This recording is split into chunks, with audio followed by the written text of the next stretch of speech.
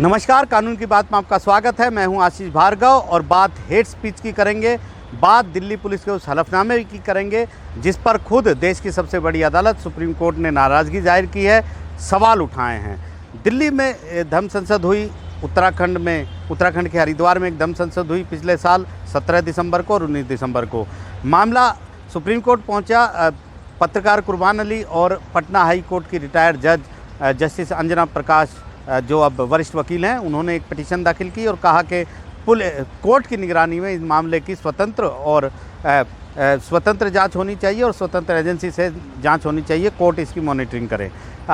यहाँ मुद्दा था हेट स्पीच का और ये कहा गया कि जिस तरह हेट स्पीच दी गई दोनों जगह और मुसलमानों के खिलाफ, एक विशेष समुदाय के खिलाफ पूरे नरसंहार का आह्वान किया गया, वो बहुत ख़तरनाक है, देश के सामाजिक ताने बाने को भी नुकसान पहुंचाता है। तो इस पे एक्शन की ज़रूरत है, जांच की ज़रूरत है और स्वतंत्र जांच होनी चाहिए।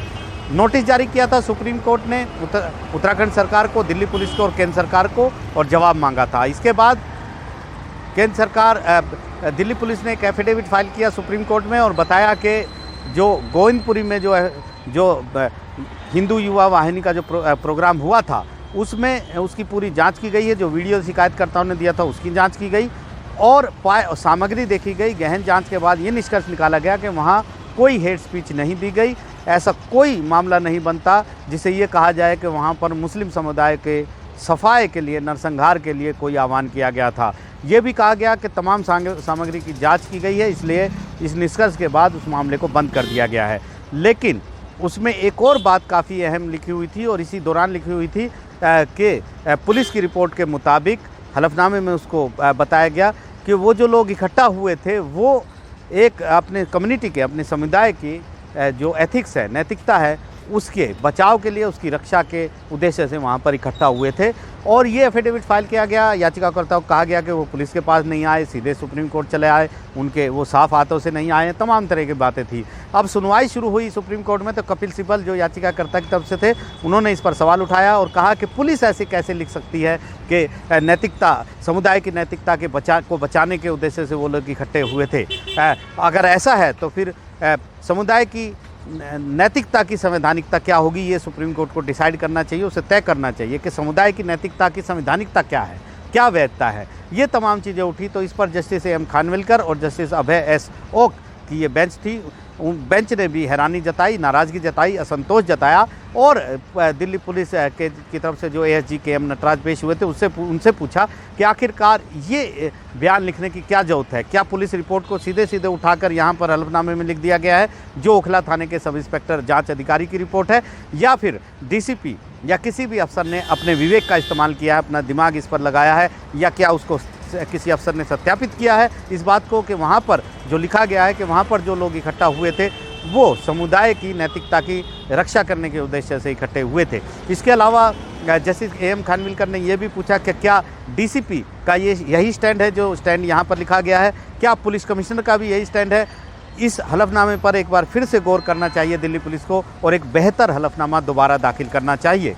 के एम नटराज जो एएसजी हैं, उन्होंने इस बात को माना और कहा कि वो दोबारा निर्देश लेंगे और एक नया एफिडेविट, नया हलफनामा इस मुद्दे पर दाखिल करेंगे।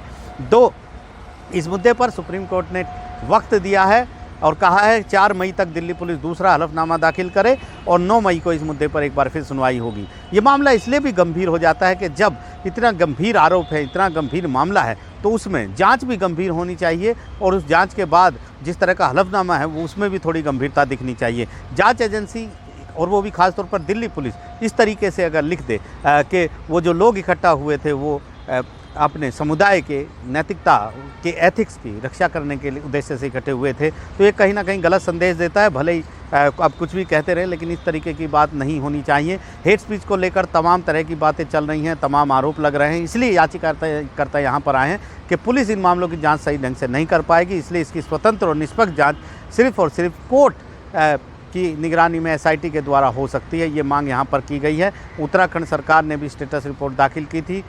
हिमाचल सरकार से भी जवाब मांगा है, क्योंकि ऊना में जिस तरह की धमसद हुई थी उसमें भी ये आरोप लगाए गए हैं कि वहाँ पर मुस्लिम समुदाय के खिलाफ हेट स्पीच दी गई है। बहुत सारे मुद्दे हैं, बहुत सारी पिटीशन यहाँ पर आई हुई हैं इस मुद्दे को लेकर। सेना के 3 वेटरन भी इस पिटीशन को लेकर यहाँ पर आए हैं कि इन हेट स्पीच की जांच होनी चाहिए।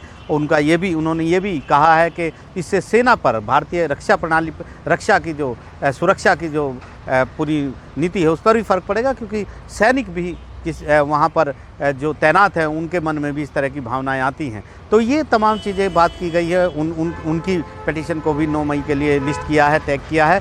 और भी बहुत सारी याचिकाएं हैं जिसमें सोशल मीडिया को पर लगाम लगाने की कोशिश, हेट स्पीच को काबू करने के लिए नए कानून की ज़रूरत, तमाम तरह की ये याचिकाएँ हैं। लेकिन अब सुप्रीम कोर्ट काफ़ी कन्फाइन है इस मुद्दे पर। सुप्रीम कोर्ट ने गंभीरता भी दिखाई है, नाराज़गी भी जताई है कि इस तरह के एफिडेविट फाइल नहीं होने चाहिए। तो लिहाजा एक नया एफिडेविट लेकर दिल्ली पुलिस आएगी 4 मई तक, और उसके बाद देखना होगा कि 9 मई को एक अहम सुनवाई होगी, और उस सुनवाई में तय होगा कि आखिरकार सुप्रीम कोर्ट इस मुद्दे पर आगे किस तरीके से आदेश जारी करेगा, किस तरह से आगे बढ़ेगा। तो फिलहाल दिल्ली पुलिस सवालों के घेरे में है। अब उसे ठोस दलीलों, ठोस सबूतों और ठोस हलफनामे के साथ सुप्रीम कोर्ट में आना होगा। उस हलफनामे के साथ साथ उसकी जांच पर भी सवाल उठाए जाएंगे, क्योंकि उसने जो निष्कर्ष निकाला है वो ये निकाला है कि कोई हेट स्पीच का मामला नहीं है, क्लीन चिट दे दी है और केस को बंद कर दिया है। नई दिल्ली से आशीष भार्गव, NDTV इंडिया।